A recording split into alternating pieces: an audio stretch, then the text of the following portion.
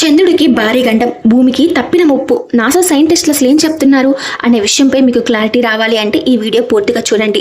And ఎవరైతే ఈ video చూస్తున్నారో వాళ్ళు మీ వంతు సపోర్ట్గా ఒక లైక్ చేసి సబ్స్క్రైబ్ చేసుకోవడం మాత్రం మర్చిపోకండి. 2024 YR4 అనే గ్రహశకలం 2032లో భూమిని ఢీకొంటుందని ముందుగానే అంచనా వేసిన నాసా తాజా పరిశీలనల తర్వాత ఆ అంచనాను మార్చేసింది. జేమ్స్ వెబ్ టెలిస్కోప్ ద్వారా గమనించిన దాని ప్రకారం ఈ గ్రహశకలం చంద్రుడిని ఢీకొనే అవకాశం ఉంది. అయితే చంద్రుడి కక్షపై ఎటువంటి ప్రభావం ఉండదు అని శాస్త్రవేత్తలు తెలిపారు. భూమి వైపు ఓ భారీ గ్రహశకలం దూసుకొస్తుందని, 2032లో అది భూమిని ఢీకొంటుంది అని కొన్ని నెలల క్రితం ఖగోళ శాస్త్రవేత్తలు అంచనా వేశారు. దాంతో 2032లో యుగాంతం తప్పదా అంటూ నాసా తన శక్తివంతమైన జేమ్స్ వెబ్ స్పేస్ టెలిస్కోప్ను ఉపయోగించింది. ఈ 2024 YR4 అనే గ్రహశకలాన్ని పరిశీలించింది. ఈ పరిశీలనల తర్వాత ఆ గ్రహశకలం భూమిని ఢీకొట్టే దిశలో రావడం లేదు అని, దారిని మార్చుకొని చంద్రుని వైపు దూసుకెళ్తుందని, 2032లో అది చంద్రుడిని బలంగా ఢీకొట్టే అవకాశం ఉంది అని నాసా శాస్త్రవేత్తలు ప్రకటించారు.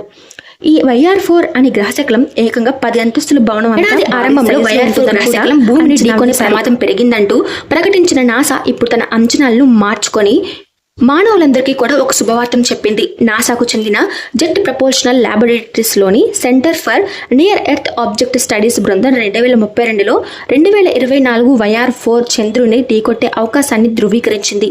ఫిబ్రవరి చివరి నాటికి 1.7% నుంచి 3.8% పెరిగింది. జేమ్స్ వెబ్ స్పేస్ టెలిస్కోప్తో పాటు భూమి ఆధారిత టెలిస్కోపులతో ఆ గ్రహశకలాన్ని పరిశీలించిన తర్వాత అది చంద్రుడిని ఢీకొనే అవకాశం ఉన్నా కూడా, ఒకవేళ అది ఢీకొట్టినా కూడా చంద్రుడి కక్ష ఏ మాత్రం మారదు అని శాస్త్రవేత్తలు వెల్లడించారు. చంద్రుడిపై శాశ్వత నిర్మాణాలు ఏర్పాటు చేసి అక్కడ నివసించాలి అన్న మనిషి కలలు కంటుంటే, ఆ సమయంలో అతి భారీ సైజులో ఉన్న ఈ గ్రహశకలం చంద్రుడిని ఢీకొంటే పెను విధ్వంసం ఏమైనా సంభవిస్తుందా? చంద్రుడు పూర్తి నాశనం అయ్యే ప్రమాదం ఉందా అని చాలా మంది ఆందోళన వ్యక్తం చేస్తున్నారు.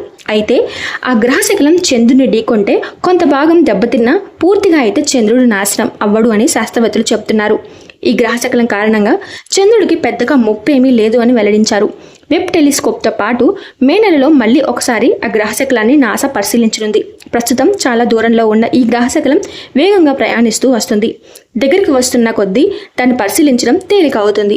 సో ఎవరైతే ఈ వీడియో చూస్తున్నారో వాళ్ళు ఈ వీడియో ఇన్ఫర్మేటివ్గా ఉంటే